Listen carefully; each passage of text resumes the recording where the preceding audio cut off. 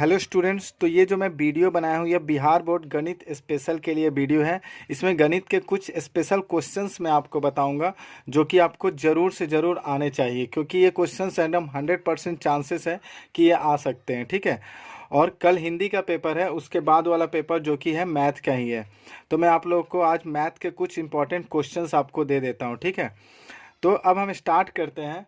जो पहला क्वेश्चन है वह है 21, 18 और 15 का कौन सा पद शून्य है। ठीक है। तो जब भी आपसे पूछा जाए कौन सा पद शून्य है, तो ये जो फॉर्मूला होता है अर्थमेटिक प्रोग्रेशन का, ठीक है, ये आप सभी को पता होगा। a plus n-1 d equal to, इसको आपको जीरो कर देना है। ठीक है। जीरो करने मतलब a, देखिए यहाँ पे क्या है, जो पहला टर्म होता है उसको हम a कहते हैं, यानी कि 21, और n हमें यहाँ पर निकालना है। ठीक है। तो n के जगह पे n ही रहने देंगे। और d क्या हुआ, इन दोनों का डिफरेंस, इसका मतलब क्या हुआ, d equal to 18 minus second term minus first term होता है, इसलिए 18 माइनस 21। ठीक है। तो इसका आंसर आ जाएगा -3, इसलिए d के जगह पे हम -3 लिखेंगे। ठीक है। Equal to 0। अब क्या करेंगे, 21 प्लस, अब ये जो -3 है ये n से मल्टीप्लाई होके -3n हो जाएगा यहाँ पे। ठीक है। यहाँ पे -3n होगा, और ये माइनस और ये माइनस मिलके +3n यह बना लेगा। ठीक है। इक्वल टू हो गया 0। ठीक। अब यहाँ से हम n का वैल्यू निकालेंगे, हो गया -3n इक्वल टू, इसको 21 और 3 को ऐड करके इसका मतलब कितना होगा 24, उधर भेज देंगे RHS में तो -24 हो जाएगा, और यहाँ से n इक्वल टू, ये माइनस माइनस कट के +8 निकल जाएगा। ठीक है। ये हो गया, तो इसका मतलब n 8 आ गया, इसका मतलब ये हुआ 8वां स्थान जो है वह हमारा पद शून्य। ठीक है। कौन सा पद शून्य हो, तो 8वां स्थान का जो पद होगा वही हमारा शून्य होगा। इसका मतलब n का वैल्यू जब हम यहाँ पे 8 रखेंगे तो हमारा ये 0 इक्वल टू 0 आ जाएगा। ठीक है। अब मूव करते हैं हम लोग नेक्स्ट क्वेश्चन पे। तो स्टूडेंट्स, ये हमारा क्वेश्चन नंबर 2, क्वेश्चन नंबर 2 में कह रहा है कि त्रिभुज ABCDEF के समरूप है, मतलब जो ये दोनों त्रिभुज है वो एक दूसरे के समरूप है, एवं त्रिभुज ABC का जो क्षेत्रफल है वो 36 सेमी स्क्वायर है, एवं क्षेत्रफल DEF का जो क्षेत्रफल है वो 49 सेमी स्क्वायर है। तो देखिए यहाँ पे दो त्रिभुज समरूप है और दोनों का क्षेत्रफल दे रखा है, और यहाँ पे पूछ क्या रहा है, दोनों त्रिभुज की संगत भुजाओं का अनुपात बताना है। ठीक है। तो संगत भुजाओं का अनुपात बताना है, इसका एक ट्रिक मैं आप लोग को बता देता हूँ। जब भी क्षेत्रफल दिया हो और संगत भुजा का अनुपात या फिर ऊंचाई का अनुपात, ऐसा कुछ भी निकालना हो, किसी भी आकृति का अगर क्षेत्रफल दिया हो और उसका भुजा या ऊंचाई का अनुपात वगैरह निकालना हो, तो क्या करना है, भुजा या अनुपात का ऊंचाई निकालने के लिए आपको क्या करना है, उस क्षेत्रफल का स्क्वायर रूट निकाल देना है, यानी कि वर्गमूल निकाल देना है। तो 36 का वर्गमूल होता है 6, और 49 का वर्गमूल कितना होता है 7। तो आपका आंसर हो जाएगा 6:7। ठीक है। इसी का उल्टा कुछ क्वेश्चंस ऐसे आते हैं, जैसे कि आपको संगत भुजा दिया होगा और बोलेगा कि आपको क्षेत्रफल का अनुपात निकालना है। तो संगत भुजा अगर दे दिया बाई चांस 6-7, मान लीजिए ये क्वेश्चन है 6-7 दे दिया है, तो मैंने क्या कहा, जब संगत भुजा दिया रहेगा तो आपको क्षेत्रफल का अनुपात के लिए आपको क्या करना है, उसका स्क्वायर कर देना है, यानी कि वर्ग कर देना है। तो 6 का स्क्वायर 36 और 7 का स्क्वायर 49। ठीक है। ये समझ में आ गया होगा आपको। बस इसी सिंपल सा फंडा को लेके चलना। अगर आपको क्षेत्रफल दिया है तो आपको क्या करना है, रूट कर देना है। ठीक है। रूट कर देना है तो आपको भुजा का अनुपात निकल जाएगा। और अगर आपको पहले से भुजा दे रखा है या फिर ऊंचाई दे रखा है, तो आपको क्या करना है, स्क्वायर करना है, यानी कि वर्ग कर देना है। ठीक है। बस इतना ही आपको यहाँ पर करना है। अब हम लोग चलते हैं क्वेश्चन नंबर 3 पे। तो क्वेश्चन नंबर 3 हमारा कह रहा है, दो समरूप त्रिभुजों के क्षेत्रफल का अनुपात 64:121 है। ठीक है। देखिए सेम क्वेश्चन हो गया हमारा क्वेश्चन नंबर 2 की तरह।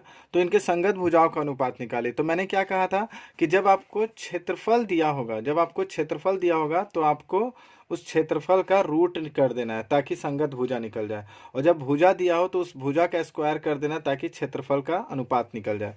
तो यहाँ पर क्या दिया हुआ है, फिर से क्षेत्रफल ही दिया हुआ है।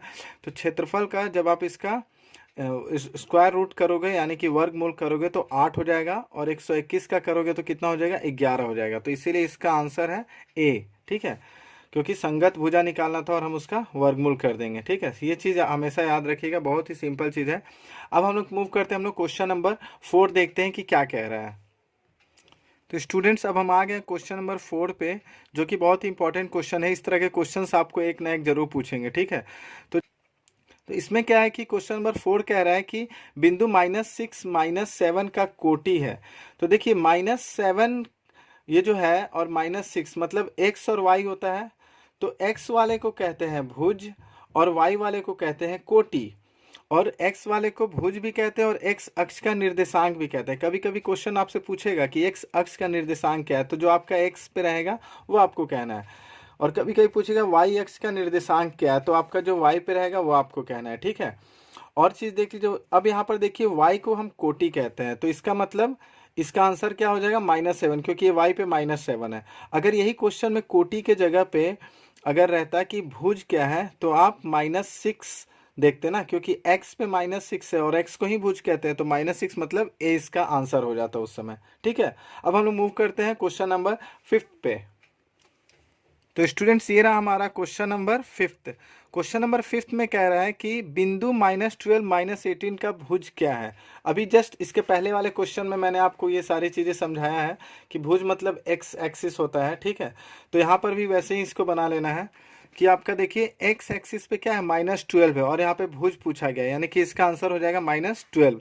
लेकिन अगर आपसे यहाँ पे कोटि पूछा जाता तो -18, यानी कि आंसर बी हो जाता, ठीक है। ये चीज़ क्लियर है। अब हम लोग मूव करते हैं क्वेश्चन नंबर।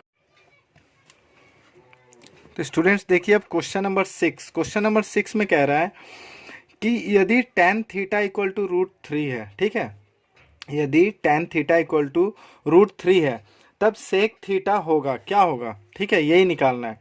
तो tan थीटा यदि √3 है तो हम इसको इस तरह से बनाएंगे, tan थीटा इक्वल टू √3, मतलब tan का किस वैल्यू पे √3 आता है, तो tan का 60 डिग्री पे √3 आता है, ठीक है। तो इसके जगह पे लिख देंगे tan थीटा इक्वल टू √3 के जगह पे हम लिख सकते हैं tan 60 डिग्री, ठीक है। अब ये tan हट गया, बच गया थीटा इक्वल टू 60 डिग्री। बस अब यहाँ से sec थीटा क्या होगा पूछा है ना, तो sec 60 डिग्री क्या होगा ये हमें निकाल लेना है, ठीक है।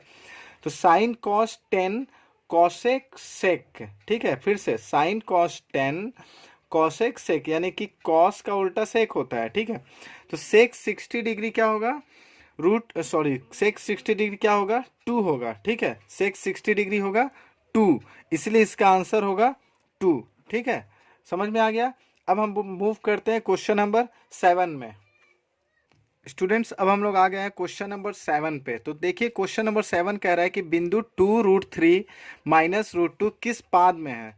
तो किस पाद में मतलब किस क्वाड्रेंट में है। तो हमारा क्वाड्रेंट मेन आपको देखिए ऐसे होता है, ये होता है प्लस प्लस, ठीक है, ये होता है माइनस प्लस, और ये होता है माइनस माइनस, और ये होता है आपका देखिए यहाँ पे माइनस है ना और ये प्लस है, तो ये हो जाएगा आपका प्लस और माइनस, ठीक है। तो आपको ये देखना है कि ये पहला एक्स एक्सिस वाला देखिए प्लस है और ये वाई वाला माइनस है, तो प्लस माइनस कौन सा है, प्लस माइनस हमारा ये है, फोर्थ क्वाड्रेंट है, ठीक है। फर्स्ट सेकेंड थर्ड फोर्थ ऐसे मूव करते हैं, फर्स्ट सेकेंड थर्ड और फोर्थ ऐसे चला जाता है, ठीक है, एंटी क्लॉकवाइज। तो आपका हो गया ये हमारा फोर्थ, क्योंकि ये प्लस और ये माइनस और यहाँ भी ये प्लस और ये माइनस है, इसलिए फोर्थ, इसका मतलब ये हो गया चतुर्थ, ठीक है। अगर इसके जगह पे माइनस यहाँ भी रहता है यहाँ भी माइनस रहता है तो आप इसको ले लेते हैं थर्ड क्वाड्रेंट, यानी कि तृतीय। बस ये चीज़ आपको याद रखना है इस तरह के क्वेश्चन बनाने के लिए, ठीक है। और इस तरह का क्वेश्चन बहुत बार आ चुका है और इस बार भी आएगा, इसलिए ये आप ये टेबल जरूर आपको ध्यान में दे देना है। प्लस प्लस ये सेकेंड वाला होता है माइनस प्लस, ठीक है, फिर थर्ड वाला होता है माइनस माइनस, और फिर चौथा होता है प्लस माइनस। और ये चीज़ उन लोगों को बहुत अच्छे से पता होगा जो ग्राफ सॉल्व किए हैं, जो ग्राफ बनाए हैं समीकरण विधि से, जो ग्राफीय विधि फिर सॉल्व किए एक्स और वाई का मान निकाले हैं, उनको बहुत अच्छे से ये चीज़ पता होगा, ठीक है। चलिए अब हम लोग मूव करते हैं क्वेश्चन नंबर 8 में। देखिए स्टूडेंट्स हमारा क्वेश्चन नंबर 8 कह रहा है कि एक घड़ी के मिनट की सुई द्वारा 60 मिनट में बनाया गया कोण। तो ये क्वेश्चन बहुत इजी है, फिर भी मैं आप लोगों को समझा देता हूँ। जैसे ये घड़ी है, ठीक है, इस घड़ी की जो मिनट की सुई है, सपोज ये मिनट की सुई अभी 12 पे है, ठीक है, 12 होता है, यहाँ पे 3 होता है, इधर 6 होता है और इधर पे 9 होता है, तो 12 पे है अभी, ठीक है। और क्या कह रहा है 60 मिनट। तो एक चीज़ बताइए, ये अभी 12 पे और इसको 60 मिनट कंप्लीट करने के लिए वापस से 12 पे आना पड़ेगा, तभी 60 मिनट कंप्लीट होगा, ठीक है। तो जब ये वापस से 12 पे आएगा मतलब ये पूरा 360 घूम जा रहा है, मतलब यहाँ से यहाँ तक आए तो 180 का कोण बना रहा है, फिर यहाँ से यहाँ तक पहुँच गए तो और 180, मतलब 180 180 टोटल कितना हो गया 360। मतलब ये पूरा रोटेट करके वापस से यहीं पर आ रहा है, तो टोटल का कितना होता है 360, इसलिए इसका आंसर हो जाएगा 360 डिग्री का कोण बनाती है, तो 360। ठीक है। और अगर आपसे पूछा जाता है 30 मिनट में कितने डिग्री का कोण बनाती है, ठीक है, तो 30 मिनट मतलब ये स्ट्रेट हो गया, तो आप 180 बोलना। ठीक है, बस यही चीज आपको करना है और कुछ नहीं इस क्वेश्चन में। अब आते हैं हम लोग क्वेश्चन नंबर 9 क्या है देख लेते हैं। तो स्टूडेंट्स ये हमारा 9th नंबर क्वेश्चन है जो कि बहुत ही इंपॉर्टेंट है। ठीक है, शंकु से रिलेटेड क्वेश्चन है।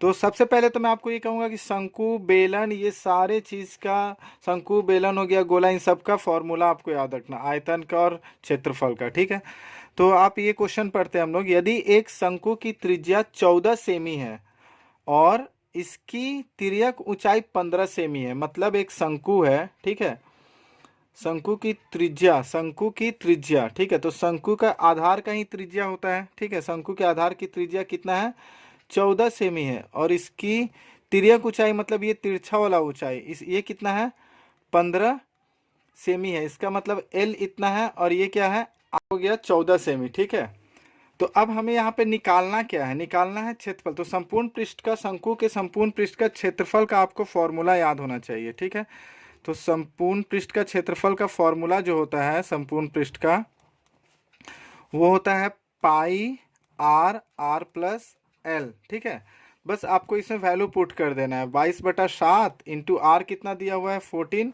और 14 प्लस एल आपका तिर्यक ऊंचाई दिया हुआ है 15।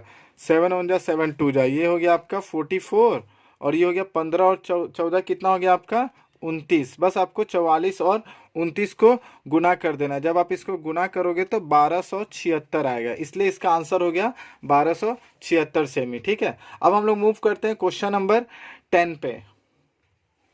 तो स्टूडेंट्स हम आ गए अब क्वेश्चन नंबर 10 पे। तो क्वेश्चन नंबर 10 में आपको क्या करना है, बस cos 60 ये जो आपका वैल्यू दिया हुआ है इसका आपको मान निकालना है। तो बस आपको उसके लिए आपका टेबल याद होना चाहिए कि हाँ sin 30 क्या होता है, cos 60 क्या होता है, tan 45 क्या होता है, ये सब चीज़ आपको याद होना चाहिए। ठीक है, ट्रिग्नोमेट्रिक रेशियो वाला जो फॉर्मूला है वो सब कुछ हमारा याद होना चाहिए।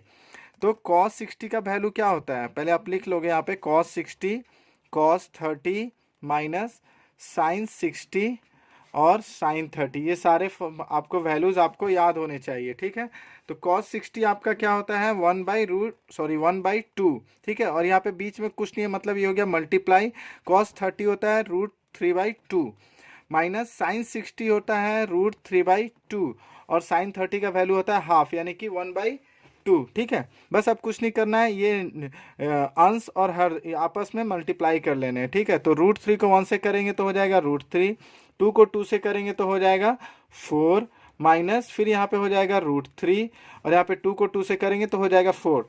तो देखिए दोनों वैल्यू सेम है, मतलब ये माइनस और ये प्लस, तो ये दोनों कट कट के क्या हो जाएगा 0, तो इसका आंसर हो जाएगा 0। तो फ्रेंड्स उम्मीद करता हूँ कि आपको ये वीडियो पूरे अच्छी तरह से समझ में आ गया होगा। एक एक क्वेश्चन मैंने बहुत ही अच्छे से क्लियर करके समझाया है। ठीक है, उसके बाद भी अगर आपको कुछ भी अगर किसी तरह का डाउट्स या फिर कुछ क्वेश्चंस का आंसर आपको नहीं आ रहा है तो हमें कमेंट सेक्शन में कमेंट कर सकते हैं। ठीक है, और मैं उम्मीद करता हूँ कि आप लोग सभी का एग्ज़ाम बहुत ही अच्छा जाएगा। आप सभी को बेस्ट ऑफ लक है हमारे तरफ से। Okay, thank you.